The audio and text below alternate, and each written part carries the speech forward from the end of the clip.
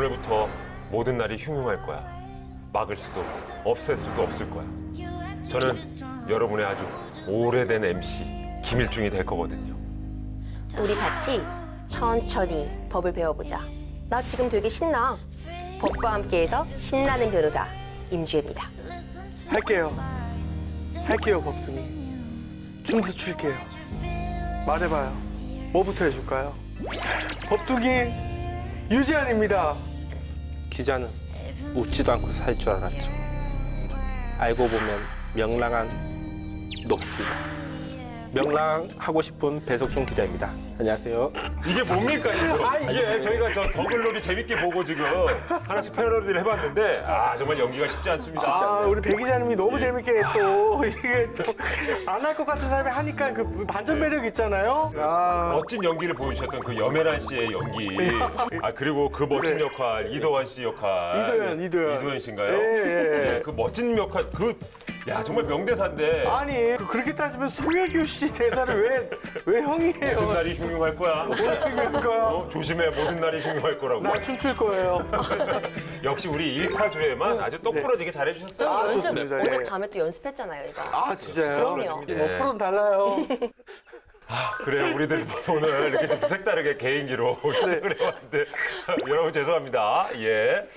자, 그래도 알면 알수록 재밌는 우리들의 법 저희가 또 준비를 해봤으니까 지금부터 함께 출발해 보시죠. 자, 알아두면 유익한 새 법률 완전 정복 시간입니다. 국회 본회의에서 새롭게 개정된 법안 과연 무엇이 있을까요, 배 기자님? 네, 지난해 8월 생활고를 겪다 싸늘한 죽음으로 발견됐던 수원 세모녀 사건 기억하십니까? 제가 뉴스를 보고서 사실 너무나 안타까웠고 경제적으로 힘들었는데 지원을 전혀 받지 못했다고 얘기를 들었습니다. 맞습니다. 건강보험료를 16개월 동안 내지 못할 정도로 생활고를 겪고 있었고요. 어머니는 암투병이었고 2달 동안 희귀병으로 경제활동이 불가능한 상황이었습니다. 근데 채권자들의 독촉을 피하기 위해서 주민등록지에 주민등록도 하지 못한 상태에서 그런 불행한 일이 발생했습니다. 예. 근데 이런 비슷한 일들이 계속해서 좀 반복이 됐었잖아요. 그 이후에도. 어떻습니까? 좀 반복되는 비극을 막아야 할 텐데 해결 방안이 그럼 나온 건가요? 일단 이 사건을 계기로 주민등록상 주소지가 달라도 사회보장급여를 신청할 수 있는 법이 개정안이 통과가 됐습니다. 현재는 지원 대상자의 주소지인 주민센터 등에서만 사회보장급여를 신청할 수 있게 되어 있는데요. 그런데 이 조항을 거쳐서 올해 9월부터는 그런 것들이 불이치하더라도 사회보장급여를 신청할 수 있게 되었습니다. 세모녀처럼 국가 지원을 신청하지 못할 때도 있잖아요. 그럴 때는 혹시 어떻게 하나요? 네, 굉장히 좋은 질문 해주셨는데요. 네. 우리의 정보를 우리랑 연락이 닿을 수 있는 가장 정확한 정보를 알고 있는 곳이 어딜 것 같으세요? 우리의 정보를 가장 잘 알고 있는 곳. 정확한 정보, 우리가 바로 연락이 닿을 수 있는 정보를 알려줄 수 있는 곳. 통신사. 정답, 바로 통신사입니다. 그래요? 통신사는 지금 우리가 쓰고 있는 전화번호를 알 수 있잖아요. 네. 그렇기 때문에 지원 대상자의 소재 파악이 필요한 경우에는 통신사업자에 대하여 이 지원 대상자의 전화 정보를 이제 제공을 요청할 수 있게 됩니다. 또 위기 가구라고 판명이 되면 이제 전화를 통해서 소재 파악뿐만 아니라 지원 대상이라는 점도 알릴 수 있게 되는 거죠. 그럼 만약에 좀 극단적으로 정말 생활고가 심해가지고 휴대전화도 갖고 있지 못해요. 이럴 경우는 어떡할까요? 그럴 때는 이제 학교나 보건소 등을 통해서 이제 네. 지원 대상자를 확인할 수는 있습니다. 그러면요, 교육을 포기했어요. 보건소도 안 가요. 이게 정말로 연락이 닿을 수 없는 상태인 거예요. 이것도 혹시 그런 해결 방안이 있을까요? 맞습니다. 이게 실제로도 실제 사건들을 보면은 정말 사각지대에 놓인 분들이 계세요. 휴대전화도 없고 네. 학교나 의료기관의 도움도 받지 못하는 그런 경우에는 우리가 집에 살고 있는데 네. 만약 정상적으로 거주를 하고 있다면 불을 켤 것이고 네. 또 가스를 사용하고 그렇죠. 음식을 먹고 또 이제 씻고 이러다 보면은 네. 수도나 전기를 사용하게 되잖아요. 네. 그렇기 때문에 지금 거주하고 있음에도 수도나 전기 사용량이 없는 가구 같은 것을 또 찾아내가지고 위기 가구 여부를 들여다볼 수 있고요. 네. 그러니까 이런 식으로 하다 보면 고립 가구에 대한 관리가 좀 더 촘촘하게 이루어질 수 있을 것 같습니다. 완벽하네요. 예. 유지아 씨가 오랜만에 정말 날카로운 예. 질문을 해주신 것 같아요. 다행입니다, 진짜. 정말 국민 효자손 다 왔습니다. 고맙습니다. 세상이 흉흉하다 보니까 이런 뭐 질문을 갖게 되네요.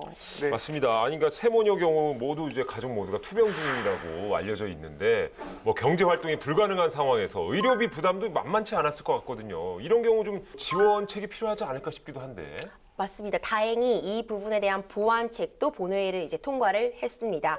소득에 비해서 의료비를 좀 과도하게 부담하는 가구에 비급여를 포함한 의료비의 일부를 지원해 주서 이제 가계 파탄을 방지하는 그런 재난적 의료비 지원법 개정안이 통과했습니다. 네. 이게 약간 이름만 들었을 때는 감염병 지원비라든가 아니면 뭐 자연재난 같은 그런 지원비 약간 이런 느낌 같은데 정확히는 어떤 건지 한번 여쭤볼게요. 그러니까 과도한 의료비 때문에 이제 부담을 겪는 가구에 대한 의료비를 지원하는 사업을 통칭하는 것인데요. 의료기관에서 뭐 입원 진료를 받은 경우 암, 뇌혈관 질환, 심장장 질환, 희귀질환, 중증 난치 질환, 중증 화상 질환 같은 중증 질환으로 이제 의료기관 등에서 외래 진료를 받은 경우 이에 해당을 합니다.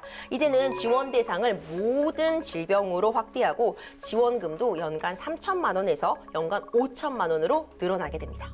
예. 의료비를 지원하는 사업, 이거 선정 기준이 있을 것 같은데요. 네, 맞습니다. 소득이나 재산 기준이 있습니다. 소득은 기준 중위소득 100% 이하, 재산은 7억 원 이하입니다. 연소득 10% 초과하는 경우에 본인 부담 비용이 발생했을 경우에 지원 신청을 할 수 있고요.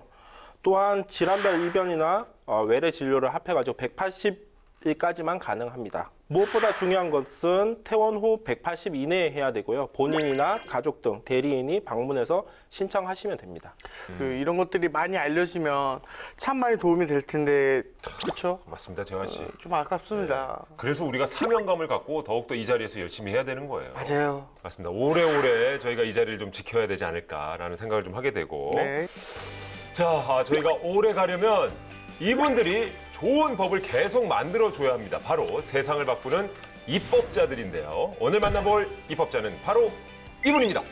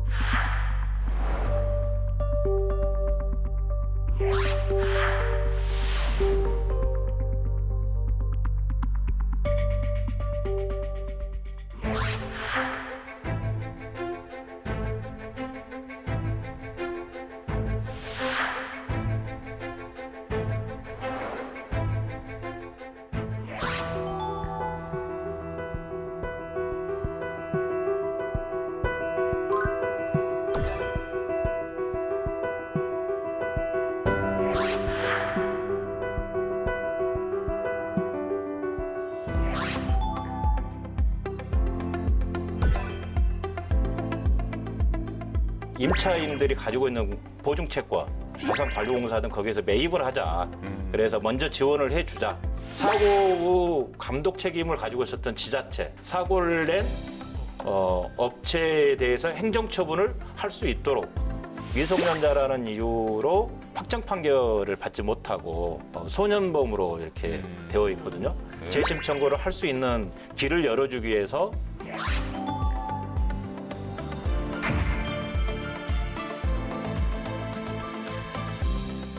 사회적 약자의 편에서 늘 함께 목소리를 내는 분이죠. 말바우 시장의 아이돌 조호섭 의원 나오셨습니다. 어서 오세요. 네, 안녕하십니까. 안녕하십니까.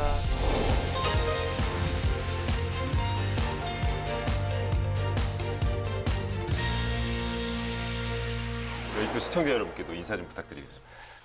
광주광역시 북구갑 국회의원 조호섭입니다. 저는 제 지역을 다른 의원님들께 소개할 때 광주의 상징인 무등산 정상과 광주의 정신이 깃들어 있는 국립망월묘지를 지역구로 두고 있습니다라고 소개해드리고 있습니다. 예, 멋지십니다. 하지만 제가 너무 앞서서 말바우 시장이 아이돌이라는 표현이 굉장히 좀 가볍게 느껴질 수도 있는데요. 예. 그래도 말바우 시장이 또 광주의 대표적인 전통 시장 중에 하나죠. 그렇죠. 아마도 호남과 전국에서 몇 번째 안 가는 커다란 시장으로 알고 있고 인근에 있는 담양, 순창, 곡성 그쪽에 계시는 농민들께서 직접 재배하신 신선한 야채라든가 농작물을 직접 오셔서 판매하고 있기 때문에 유명하고요. 예. 또 먹거리로는 회라든가 국밥 같은 거, 또 전 같은 것이 굉장히 많이 있는데 맛있겠다. 저는 국밥을 굉장히 좋아해서 그 말씀 왜 안 하셨습니까? 그렇죠. 거기는 소머리국밥도 있고 순대국밥, 네. 돼지국밥 등등이 많이 있어서 굉장히 먹거리가 굉장히 많이 있습니다. 그래서 그러게요. 워낙에 또 이제 국밥 사랑도 유명하셔가지고 국밥부 장관이다. 네. 말바우 시장의 아이돌 거기 이제 예. 국밥부 장관. 네. 제가 음식 중에 최애하는 음식이 국밥입니다. 너무 좋죠. 든든하기도 그렇죠. 하고. 오늘 점심도 국밥으로. 감사합니다. 네, 역시 이 맛입니다. 국회 기자들 사이에서도 쓰리탑으로 유명하시더라고요. 쓰리탑이요? 쓰리탑? 저 뭔 그거 것 같아요? 하나는 제가 보통 국밥 좋아하시는 분이 좋아하는 그쵸. 거 있잖아요. 그 술. 네, 정확하게 맞췄습니다. 보통 국밥 좋아하시는 분들은 술을 좋아합니다. 세트로 가죠, 네, 세트로. 항상 곁에 두고 네. 저녁에도 술, 아침 해장술도 술. 그 오해이고요. 아, 그러세요? 아침과 점심 때는 술을 거의 안 하고 제가 원내대변인하고 그다음에 비대위 대변인을 연임을 했었는데 대변인을 하다 보면 가장 중요한 게 언론과의 소통하는 게 가장 네. 해야 될 역할이거든요. 당의 정책이 언론을 통해서 국민들께 잘 전달될 수 있도록 또 국민의 의견들이 당에 잘 전달될 수 있도록 매개 역할을 하는 게 대변인의 역할이라고 생각을 합니다. 그러다 보면 기자분들과의 소통을 가장 핵심적으로 해야 되는 거고 술이라고 하는 게 저는 예의라고 생각을 해요. 상대방에 대한 예의. 그래서 함께 즐기면서 마실 수 있는 정도는 해야 된다라고 생각을 해요. 예. 쓰리탑이라고 그랬잖아요, 배 기자님. 지금 말씀하신 것처럼 예. 술을 좋아하시는 분들이 또 소통을 잘 하십니다. 아까 말씀하신 네. 기자들과의 소통. 네. 예. 또 하나는 외모라는 썰이 있더라고요. 약간 이거 외모? 아마 예. 기자들을 많이 이제 접하다 보니까 그런 좋은 평가들을 받는 것 같습니다. 사람이 인상이 좋다 네, 보니까 맞습니다. 네. 맞습니다. 역시 이 맛입니다. 아, 대단하십니다. 근데 국회 입성하신 후로 계속해서 또 국토위에서 활동을 네. 하고 계세요. 근데 제가 이렇게 살짝 들은 바로는 국토위가 굉장히 힘든 곳이라는 얘기를 들었는데 제가 국토위 상임위원회를 지금 3년 차 하고 있는데요. 그것은 광주에 국회의원들이 8분 계세요. 광주 지역 발전을 위해서는 8명의 국회의원이 각자 상임위를 좀 나누어서 가자라고 의견을 나누었고 그때 제가 저희 지역은 광주역이 존재하거든요. 그다음에 호남고속도로가 관통하고 있습니다. 그래서 광주역은 2015년도부터 KTX가 들어오지 않아서 거의 피폐화되어 있는 상태이고 호남고속도로는 10몇 년 넘게 확장한다 하면서 아직도 확장하고 못하고 있었고 그래서 국토위 가서 광주역 문제와 호남고속도로 문제를 좀 풀어보고 싶습니다.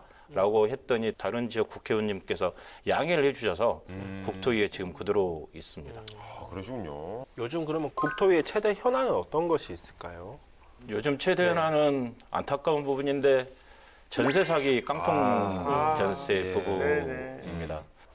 위철구에서 세 번째 희생자가 나타나셨고 특히나 두 번째 희생자 같은 분은 고등학교를 졸업하시고 가정 형편이 어려워서 공단에 취직을 해서 6년 동안 돈을 버셨대요. 그리고 모은 돈 6,300만 원을 전세 자금으로 보증금으로 넣었는데 그게 지금 사기당한 상태이거든요. 그래서 극단적 선택을 하시기 전에 엄마에게 이렇게 2만 원만 보내달라고.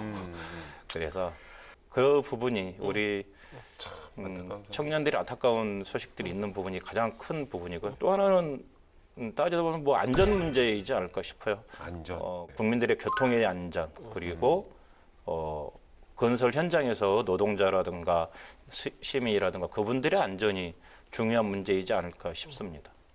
알겠습니다. 정말 우리 사회에 이렇게 도움이 필요한 분들이 많이 계시는데요. 그분들에게 힘이 되는 다양한 법안들을 발의하셨습니다. 어떤 것들이 있는지 확인해 보겠습니다. 자, 조호섭 의원의 힘든 세상 다리가 되어 첫 번째 법안은요. 임대인 울리는 깡통 전세 아웃입니다. 일명 전세 사기 피해자 구제 특별법이라고 할 수 있는데요.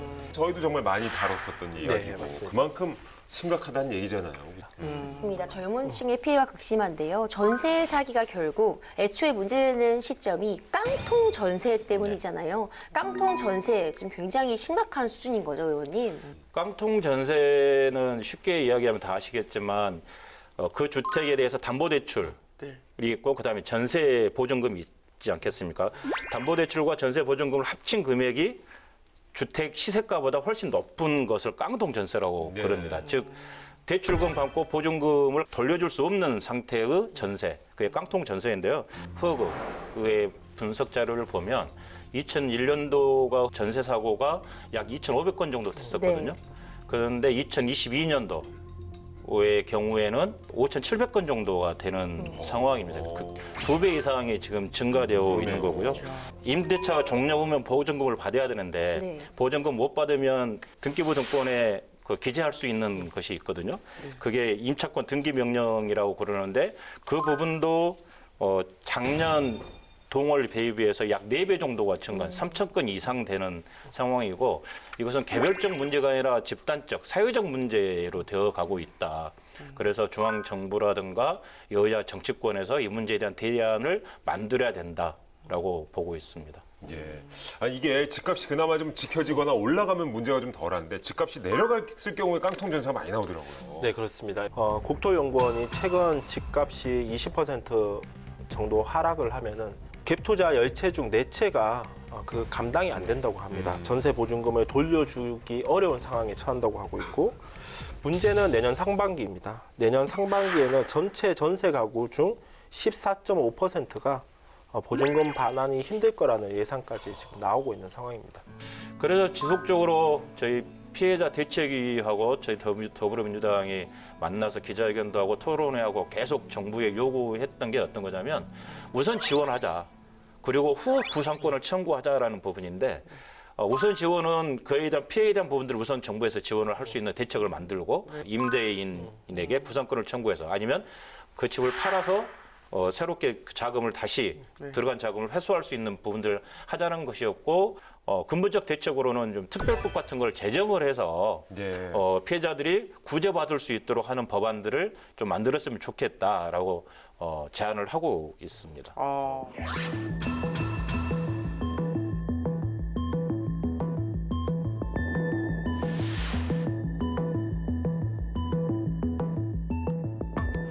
혹시 우리 중에는 이런 경험은 다행히 없으신가요?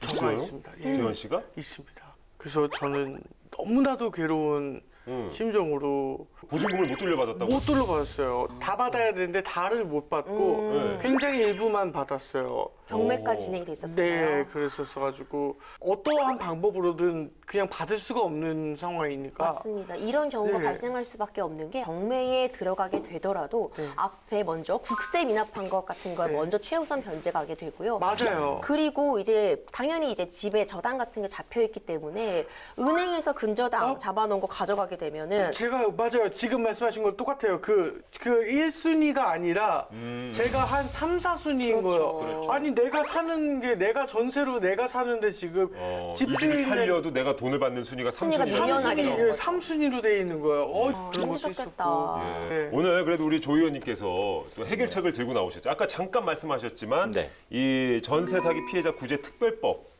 핵심적인 내용이 어떤 부분일까요? 이 특별법은 개별적 구제가 아니라 집단적 구제를 하자는 것이고 적용 대상의 경우는 임대차 계약이 끝났음에도 불구하고 1개월 이상 보증금을 되돌려 받지 못하는 경우이고요. 그다음에 주택의 경매나 임대인의 파산 등으로 보증금을 받지 못한 경우 등이 적용 대상인데 임차인들이 가지고 있는 보증채권 네. 전세 보증 채권을 우선적으로 자산관리공사 등 거기에서 매입을 하자. 그래서 먼저 지원을 해주자. 그리고 나서 매입된 주택을 임대주택으로 활용할 수 있는 방법들을 찾아보자라는 것이 가장 기본적인 핵심 내용입니다. 제일 큰 문제점 중에 하나가 이런 피해 발생하면은 당장 살 곳이 없어지는데 그런 경우에는 아까 공공주택 근처 네. 인근에 이제 하신다는 건가요? 그렇죠. 다행스럽게 지금 경매가 중단되었는데 만약에 경매가 계속 진행되면 경매를 받은 낙찰자들이 소유권을 가지고 있기 때문에 집을 나가라고 하면 나가야 되는 상황이거든요. 그런 경우에는 인근에 있는 뭐 공공임대라든가 여러 가지 대안들을 정부에서 우선적으로 좀 마련해 줄 필요가 있다라고 예. 보고 있습니다. 그렇다면 처벌 조항도 좀 있습니까? 이 특별법은 피해 구제에 대한 법이고 처벌 조항에 대한 법은 이곳에는 담지 않았고요. 이 처벌 조항에 관련된 것은 다른 법에 의해서 처벌 조항들이 지금 만들어져 있고 만들어 가고 있고 그런 걸로 알고 있습니다. 나쁜 사람들은 정말 강력한 법을 좀 뭐랄까 혼남을 좀 당해야 되는데 처벌을 그치. 처벌 필요할 때가 있죠. 예, 법학을 전공했는데 자꾸 저렇게 네, 그래 법학도입니다. 네. 예. 법 한 마디 이렇게 한번 해주시면은 너무 좋을 것 같습니다. 제가 홍보대사가 되어드릴 수 있어요, 진짜로.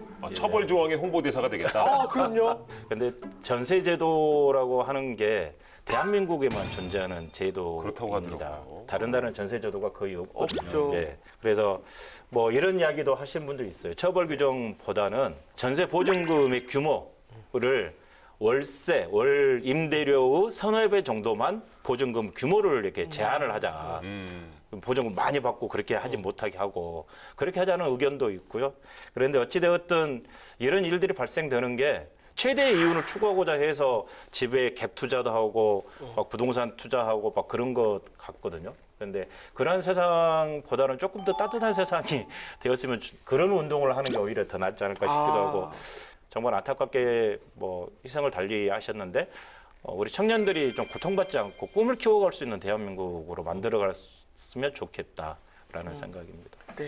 전세제도는 정말 뭐 우리나라에만 특수한 제도인데 딱 그 중간 다리 역할이잖아요. 월세로 시작했다가 네. 매달 돈을 내다가 목돈 이제 보증금처럼 맡겨두고 살다가 그 사이에 또 돈 모아서 정말 내 집을 마련하는 것이 꿈인데 그 중간 단계의 다리를 그렇게 사기를 친다. 이거 굉장한 정말 상심감이 빠질 수 있는 것 같은데요. 정말 모든 세입자들의 꿈과 희망이 사라지지 않는 그런 세상이 됐으면 정말 좋겠거든요. 자, 두 번째 법안 살펴보도록 하겠습니다. 사회적 참사 재발을 막아라. 건설산업기본법 개정안입니다. 이게 어떤 법안인지 좀 설명을 해주시죠. 네, 2021년도 6월에 광주에서 학동 참사가 일어났습니다. 해체하는 과정에 무너져서 버스에 탑승했던 시민들이 네. 사망한 사건이었고요. 그리고 작년 1월에는 화정동에서 광주 화정동에서 또 아파트를 건축하는 도중에 무너져 내려서 또 노동자들이 사망하는 사고가 발생이 되었습니다. 그런데 이 사고를 냈던 주 회사가 있을 거 아닙니까? 건설사가. 네. 건설사가 책임을 제게 만들어야 되고 건설사에게 행정처분을 내려야 되는데 행정처분 권한이 등록관청에 있습니다. 즉 서울시에 등록을 했으니까 서울시에 있습니다. 사고는 광주에서 나고 광주 시민들이 무고하고 사망을 하고 그랬음에도 불구하고 광주시는 권한이 없는 그러다 보니 문제가 있어서 법을 개정을 하자. 아파트가 무너져 내리는 그 영상을 봤는데 사실 너무 충격적이었습니다. 광주 동구 그 철거 건물 붕괴 사고로 17명 사상자 발생했고요. 말씀하셨던 화정동 아이파크 영상으로 우리가 엄청나게 많이 봤잖아요. 그걸로 7명의 사상자가 발생했습니다. 자, 그렇게 벌써 사고가 발생한 지 1년이 지났습니다. 이 재판이 어떻게 좀 진행 중에 있습니까? 네, 국토부 조사가 먼저 진행이 됐고요. 국토부 조사에 따르면은 기존 설계와 달리 임의 변경하고 뭐 지지 방식을 바꾸고 등의 총체적인 어떤 관리 부실로 드러나서 약간 인재로 규정된 사건이고요. 검찰 역시 여기에 대해서 수사를 해서 관계자들, 관련자들을 시공사나 감리, 뭐 대표 등을 다 기소했고 아직 재판을 못한 건가요? 네네네. 지금까지는 조사, 수사 등이 이루어졌습니다. 왜 이렇게 오래 걸리나요? 원래 오래 걸립니다. 예. 사고가 막 생기고 사회적 여론이 뜨거울 때는 바로 할 것처럼 하지만 예. 실제로 이게 잊혀져 가고 좀 시간이 지나가게 되면 거기에 대한 부정을 하고 사고 책임을 지지 않으려고 하고 있는 부분들이 있어서 좀 재판이 오래 걸리는 것 같습니다. 혐의를 부인하고 있어서. 정말 안타까운 점이 이 화정 아이파크 붕괴일이 2022년 1월 11일이었습니다. 그런데 이제 중대재해가 발생하면은 대표나 경영 책임자까지도 처벌할 수 있도록 하는 중대재해처벌법이 2022년 1월 27일에 시행이 됐어요. 그러니까 이 사건 발생일이 이 법 시행일보다 이전이기 때문에 중대재해처벌법이 적용되기도 좀 어려운 점이 있었죠. 진짜. 근데 이 행정처분이 아직도 이루어지지 않고 있는 이유가 있을까요? 작년 국정감사에서 오세훈 시장께 왜 행정처분이 이렇게 늦습니까? 라고 말씀을 드렸더니 서울시 입장에서는 1심 재판 결과가 나오면 행정처분을 하겠다라고 하고 있는 상황이어서 광주시라든가 다른 데서는 어찌할 바가 없는 상황입니다. 그렇군요. 그럼 의원님께서 발의하신 이 건축물관리법 법안 내용도 좀 소개 부탁드릴게요. 네. 사고 후 감독 책임을 가지고 있었던 지자체, 즉 광주에서 사고가 났기 때문에 광주광역시에서 사고를 낸 업체에 대해서 행정처분을 할 수 있도록 그 법을 개정을 하자라고 하는 내용이 주된 내용입니다. 그렇게 되면 미적미적거리는 부분도 없을 것이고 신속하게 행정처분이 이루어져서 건설 회사들이 좀 경각심을 가지고 일을 할 수 있지 않을까에 대한 기대감을 가지고 있는 건데 네. 아무튼 좀 많이 미뤄지고 있고 이 건설산업기본법조차도 지금 발의는 됐지만 아직도 논의조차 못하고 있는 상황이어서 매우 안타깝습니다.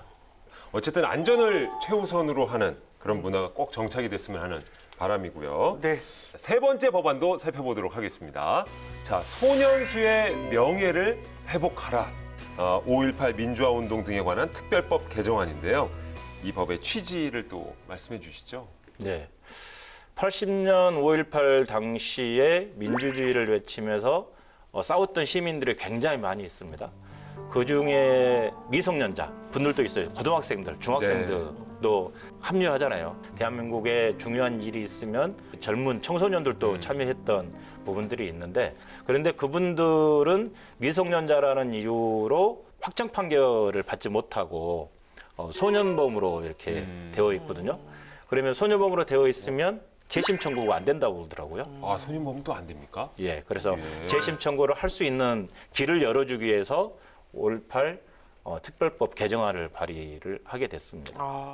재환 씨, 이제 5.18 민주화운동이 네. 태어나기 전에 일어난 일이니까. 그렇죠. 어떻게 좀 접하게 됐어요? 그 사건에 대해서는. 저는 사실 이제 TV나 이제 영화 같은 걸로 접했는데 송강호 씨가 출연한 택시 운전사라는 영화가 있었어요. 근데 저는 그걸 보고 힘든 거지만 그 당시에 그걸 겪으면서 힘들었을 분들은 어떻게 살아가실까? 맞습니다. 예, 저희가 상상할 수 없을 정도의 실은 그런 아픔을 당시에 많이들 겪으셨잖아요. 네. 당시 제가 중학교 2학년이었고 광주 근교에 담양이라는 곳에 살고 있었는데요. 그래서 실제로 그 당시에는 그 내용들에 대해서 잘 알지 못했습니다. 근데 대학교를 들어갔는데 그때 이제 5.18에 대해서 처음 접하게 되었고 또 특히나 대한민국 군인이 총칼을 들고 대한민국 국민을 죽이러 내려온 거잖아요. 그게 끔찍한 거예요. 예.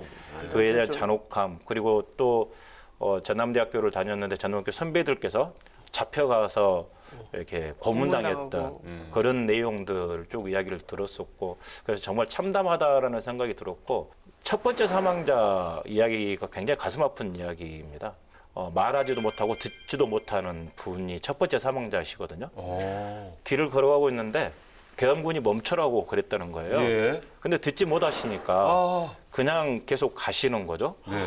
그래서 잡아서 패는데 아무 말도 하지 않고 또 그래서 더 두드려 맞고 와, 그래서 얼마나 억울한 사망하신 상황이. 분이. 그래서 1호 사망자여서 국립묘지 가면 제일 첫 번째 묘지로 있습니다. 그런 식의 광주 시민들이 많이 희생당하고 그랬던 부분이어서 매우 안타까운 부분입니다. 의원님 그렇군요. 그 당시에 청소년들도 5.18 민주화 운동에 많이들 참여를 했었던 건가요? 공식적으로 체포되거나 구금되거나 사망했던 숫자가 257명으로 집계되어 있고요. 그리고 중학생, 초등학생, 고등학생 해서 당시 사망자가 69명에 달하는 것으로 되어 있습니다. 의원님, 그러면 특별하게 이 법을 제정하게 된 어떤 계기는 어떤 사건, 어떤 것이 있을까요? 제가 국회의원이 되고 의정활동을 하고 있는데 5.18 당시의 소년수 이강희 씨라는 분이 찾아오셨어요. 이분은 전주에서 고등학교를 다니시면서 80년 5월에 유인물을 만들어서 시민들께 알리는 역할을 하셨대요. 그런데 이분이 잡혀갔어요. 잡혀갔는데 재판을 받고 그런 과정에 소년부 법원에서 보호처분 결정을 받은 거예요. 그러다 보니까 소년원에서 살게 됐는데 재심 청구를 하고 싶어도 재심 청구가 안 되는 상황이어서 지금 이 법이 되었는데 그분이 명예회복을 할 수 있도록 만들어줘야 되겠다라고 생각이 들어서 법 개정을 추진하게 되었습니다. 지금 법사위에 지금 있습니다. 그렇군요. 그러니까 교도소에 복역은 했는데 이게 소년수기 때문에 재심 청구가 안 된다.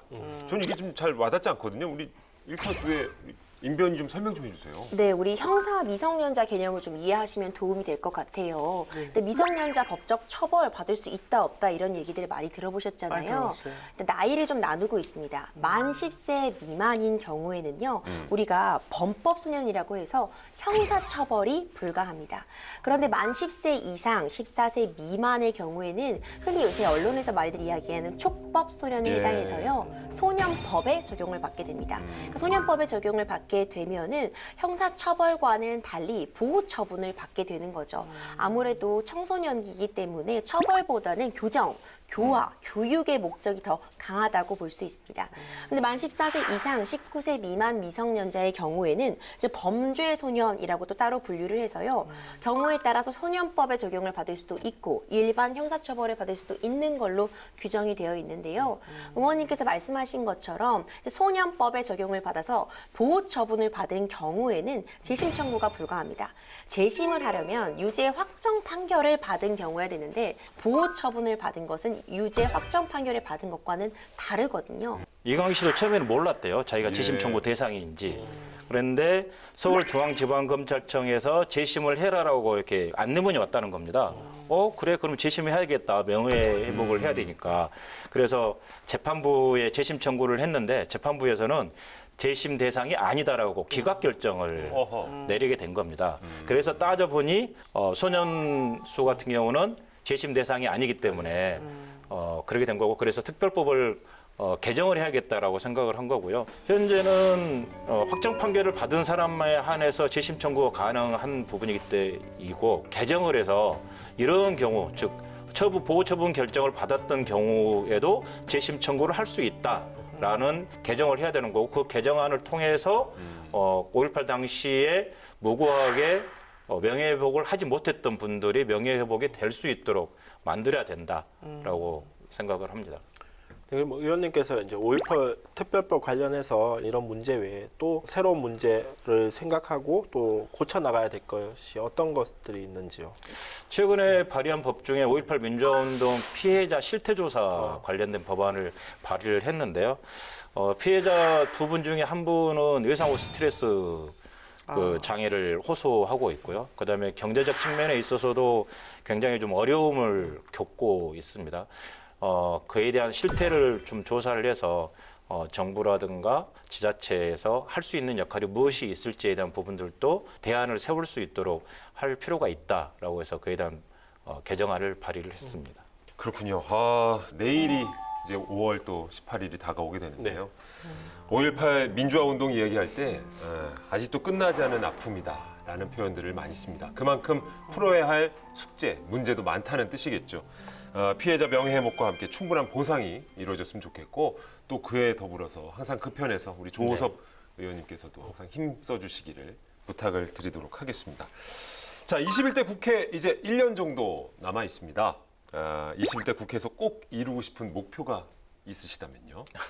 저는 정치라고 생각하는 것은 사람이 행복하게 만들어가는 것이 정치라고 생각을 합니다. 과거 학생운동부터 생각해왔던 신념은 사람에 대한 사랑, 그다음에 민주주의에 대한 사랑, 그다음에 남과 북의 평화적 통일에 대한 사랑 부분이었는데, 이러한 부분들이 좀 지속적으로 갈 수 있도록 역할을 하고 싶다라는 것이고, 더불어서 우리 지역에 필요한 부분들을 찾아내서 지역에 발전할 수 있도록 하는 역할들을 좀 해보고 싶다라는 생각은 가지고 있습니다. 좀 이제 1년 동안 또 하실 일들이 정말 많으시겠습니다. 그죠? 네, 그럼 앞으로 어떤 정치인으로 좀 기억이 되고 싶으신지 한번 여쭙겠습니다. 저희 지역에 가면 네, 그 제 사무실에 그 프랑카드가 하나 붙어 있는데요. 프랑카드. 예, 사람이 좋다, 일도 잘한다라고 붙어 있어요. 어우, 최고네요. 최고네요. 좋은 사람이 일을 사람도 잘해요. 좋고 일도 잘하고. 최고죠. 원래 저 최악의 표현이 얘가 사람은 좋아. 사람은 좋은데. 애는 점점점. 착혀. 애는 착혀. 2010년도부터 광주광역시의 시의원하고 지금 국회의원 하고 있는데 하면서 계속 들었던 생각이 사람이 좋다라는 분들, 사람에 대한 예의가 있다. 그리고 사람과 소통을 할 줄 안다라는 부분이 사람이 좋다라는 표현일 것 같고요. 그리고 일도 잘한다는 지역의 민원들, 지역 발전, 그다음에 중앙 정부에서 풀어가야 될 문제점이 있어서 차분하게 풀어갈 수 있는 능력을 가져가는 것이 일도 잘한다 부분이어서 이 두 가지만 좀 얻을 수 있으면 최상이지 않을까. 아우, 진짜 뭐 이미 그렇게 되신 것 저 같습니다. 플래카드가 걸려 있는 거면 네. 이미 그렇게 인정받으셨고 그렇죠, 그걸 이제 그렇죠. 유지하시는 것이 어떻게 유지하시는 보면 거. 앞으로의 맞아요. 그 플래카드를 제가 만들었어요. 잘 만드셨네요. 이거 예. 셀프 그렇게 제작이었어요. 제가 이렇게 하고 싶다. 잘 만드셨네요. 야, 알겠습니다. 원래 앞서서 국회 네. 기자님들 사이에서는 이제 외모, 소통, 또 이제 주량으로 3탑 되셨다고 했는데 우리가 여기서 다른 걸로 좀 이렇게 탑을 또 만들어드리는 것도 괜찮을 것 좋아요, 같아요. 좋아요. 좋습니다. 예. 재현 씨는 어떻습니까? 뭘로 좀 탑을 만들어드리고 싶어요? 저는 모든 게 탑이셔서 그냥 국가에서 지정한 보물같이 다보탑 같은 우리 정치계 다보탑. 다보탑이 어느 지역에 있죠? 경남이요. 오. 맞아요? 약간 미끈한 것 더 같아요. 이상 깊게 들어가지 않을게요. 그러니까 그 통일신라 시대 거. 그래요. 그래요. 제가 봤을 때는 아까 의원님이 이미 잘생긴 국회의원은 하고 계시다고 또 자신감 있게 말씀해 주셨잖아요. 맞습니다. 전 의원님 존잘이다 이렇게 말씀드리고 싶은데요. 그래요? 존재감 있게 잘하는 국회의원이다. 야. 그런 걸로 탑 하시면 좋죠. 존잘로 탑. 네, 어려워집니다, 우리 배 기자. 부담감 팍팍이죠, 부담감 팍팍. 아, 저는 그 광주 하면은 서석대라고 있지 않습니까? 서석대. 네. 서초동에 있는 고깃집이 또 있는데요. 그래서 아이고 근데 정말 맛있어요. 그래서 법조인들이 되게 즐겨가는 곳이고 덕분에 잘 먹고 있습니다. 그리고 무엇보다 의원님이 오늘 보니까 이제 전세 사기나 이런 법안에 대해서 정말 이렇게 본업에 이제 이 투철하게 법안을 만드실 때 가장 빛나는 어떤 국회의원인 것 같습니다. 요즘 용어로 그게 뭐 본캐 장인 뭐 이렇게 부르는 예. 그런 어떤 본캐 장인으로 활동해 주시면 좋을 것 같습니다. 저는 저기 네. 국밥 좋아하시니까 진국이란 표현 쓰고 싶습니다. 예. 이러니까 NCG. 간만 흐트러봐 내가 다 정리할게. 아유, 정말. 자, 앞으로도 정말 계속해서 국회에 진국, 또 존재감 있게 잘하는 본캐 장인 되시길 바라면서 오늘 조섭 의원과 인사 나누도록 하겠습니다. 오늘 출연해 주셔서 정말 감사합니다. 감사합니다. 감사합니다.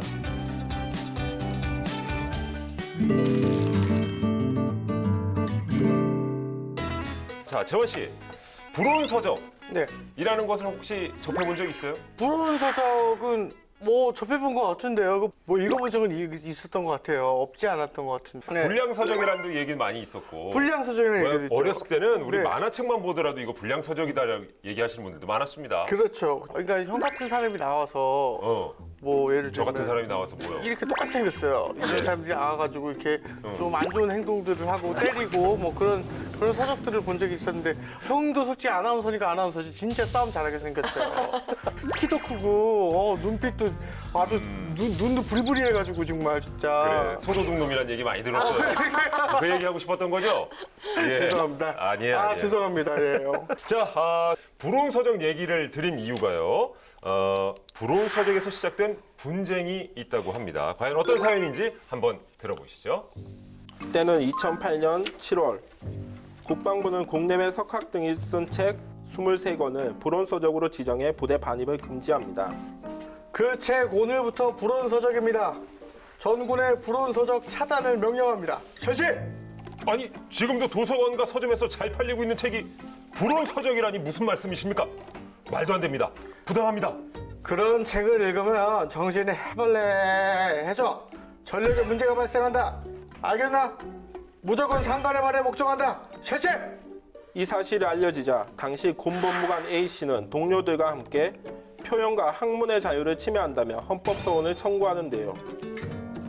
헌법소원을 했다고 들었습니다. 이건 명백히 군인의 복종의무를 위반입니다. 특히 사건을 주도한 A, 당신은 파면이야! 부당합니다. 법정에서 처분에 대한 부당성을 알리겠습니다. 자, 이렇게 네. 했는데 우리 상관역에 이제 재환 씨가 그렇죠. 했는데 명령을 불복종했다고 지금 네. 처벌을 내리겠다.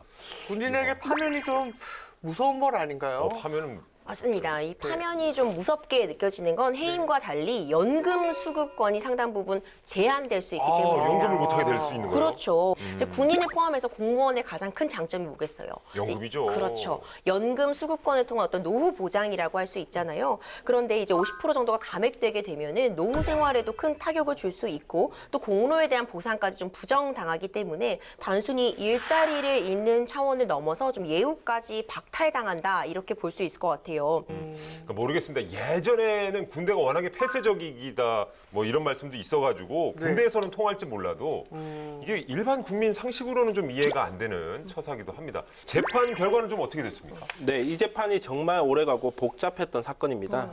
군법무관 A씨는 파면을 불복했고 당연히 불복했겠죠. 소송을 제기했고 1, 2심 모두 군법무관 A씨 손을 들어줬습니다. 파면 처분을 취소하라고 법원에서 결론이 났습니다.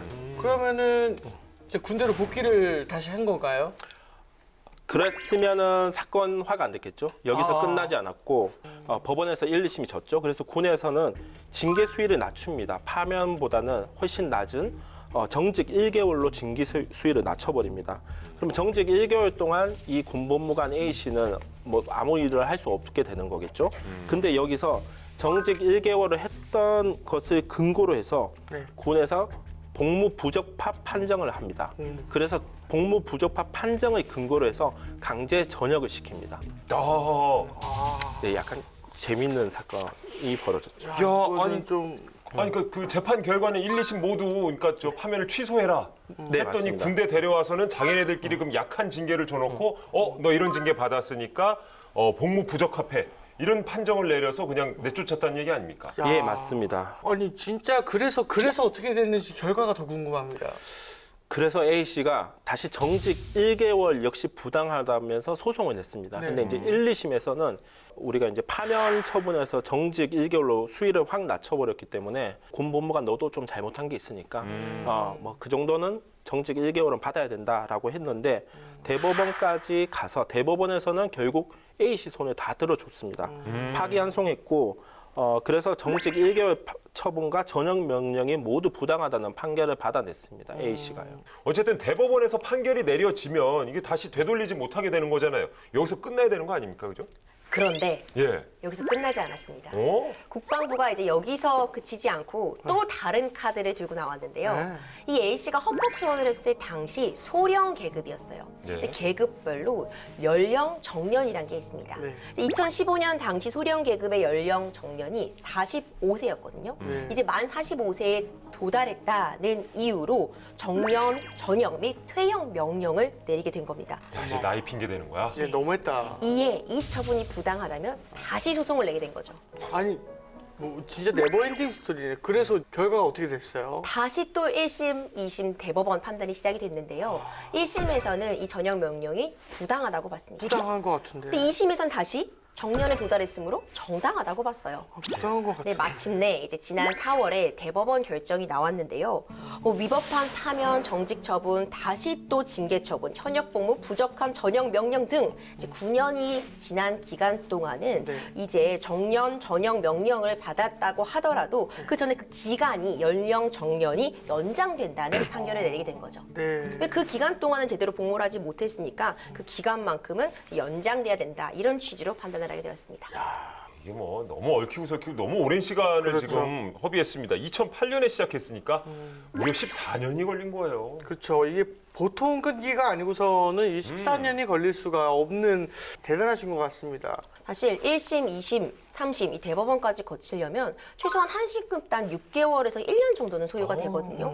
그러면 3심까지 거치게 되면 3년 이상의 시간이 소요되는 경우도 많습니다. 그럼 이 기간 동안 사실 본인도 지치게 되고요. 주변 사람들도 지치게 되고 승소 판결을 받았다고 해도 막상 너무 많은 에너지와 비용 때문에 지쳐버리시는 경우가 정말 많아요. 네, 부당한 징계 때문에 소송을 계속 진행해서 14년이라는 시간이 흘렀고 이 정년에 도달한 경우 재판에서 승소를 하면 정년이 연장된다라는 얘기인데 그렇다면 이 A씨 계급은 어떻게 됩니까? A씨도 2006년 소령이 됐습니다. 그때 이제 중령으로 근데 진급하는데 필요 최소한의 기간이 5년이었고 진급 심사나 이런 거를 받아야 되는데 징계나 소송이 걸려서 계속 진행되면서 전혀 받지를 못했습니다. 그러니까 5년을 채우지 못했죠. 이 때문에 중령 진급 기회를 잃은 A씨는 소령 전령인 만 45살인 2015년까지 단 한 차례도 진급 심사를 받을 기회조차도 얻지 못했던 사안입니다. 그럼 소령이 되는 건가요? 징계를 받을 당시 이제 소령이었고 만약 복무를 하지 못한 기간 동안 제대로 진급 심사를 받았다면 중령이 됐을 거라고 본 거죠. 하지만 이 정년을 이제 얼마만큼 연장할지는 서울고법에서 다시 판단하라 이렇게 판단을 내렸습니다. 야, 그럼 뭐 최종 결과가 나온 건 아니에요. 그죠? 근데 저는 아까부터 이런 궁금증이 듭니다. 지금 군의 특수성 얘기가 나오고 있는데 만약에 A씨가 군대가 아니고 일반 직장인이었다. 네. 그랬다면 또 결과가 달라졌을까요? 비슷한 사건이 있긴 있었습니다. 있었어요? 네. 2016년 다니던 회사로부터 근무 태만을 이유로 해고 통보를 받은 노동자가 해고 처분이 부당하다며 소송을 제기한 사건이 있었습니다. 이 사건에서도 재판이 진행되는 과정에서 정년에 도달했습니다. 그래서 법원에서는 소송이 들어왔지만 정년에 이미 도달했기 때문에 이 사건은 더 이상 다툴 어떤 이익이 없다라고 봐서 각하 판단을 했습니다. 각하라는 게 본안, 사건의 쟁점에 대해서 아예 판단을 안 해주는 결정입니다. 그러니까 너는 이제 이거 다툴 자격이 없다 이렇게 본 거죠. 왜냐하면 정년이 지났으니까. 근데 대법원은 이러한 1, 2심의 결정, 하급심의 결정이 잘못됐다라고 판단을 했습니다. 소송에도 이기더라도 정년에 걸려서 복귀할 수 없지만 부당해고로 임금 소실에 대한 불이익에 대해서는 거기에 대해서 판단을 해줘야 된다라고 대법원에서는 그렇게 판단했습니다. 예전에는요, 이제 부당 해고를 다투던 중에 정년에 도달한다거나 근로관계가 종료되는 경우에는 네. 부당 해고를 다퉈봤자 복직할 수가 없다고 보아서 소의 이익이 없다고 판단을 했었지만요. 지금은 정년 여부와 관계없이 임금 손실에 대한 부분은 이제 근로자의 이익이 우선한다고 보아 소를 다툴 수 있도록 하고 있습니다. 그래서 해고의 효력을 다투던 중에 정년에 도달하더라도 복직은 안 되더라도 그 기간 동안 임금은 또 받을 수 있는 거기 때문에 재판을 받을 수 있도록 근로자에게 구제 기회를 준 셈이죠. 뭐 다행히 임금은 받을 수 있다고는 합니다만 그래도 그 긴 시간 동안 실은 서로 얼굴 불 켜지 않은 상태에서 좀 같이 마주보면서 일도 하고 해야 되는데 그 재판만 왔다 갔다 하고 이게 얼마나 손해입니까 서로에게. 맞습니다. 그렇죠, 예. 그렇죠. 자, 그리고 무엇보다 대단하다고 느낀 게요. 정말 14년이란 긴 시간 동안 부당함에 대해서 문제 제기를 했다는 거. 그리고 또 포기하지 않았던 이유는 바로 법이 살아있기 때문이 아닐까 싶습니다. 세상이 그대를 속일지 몰라도 법이 있기에 우리가 그래도 살만하지 않을까 싶습니다. 맞습니다. 우리를 살맛나게 만들어주는 더 좋은 법을 가지고 저희는 다음 이 시간에 다시 찾아오도록 하겠습니다. 자, 다 함께 외치면서 이 시간 마치도록 하죠.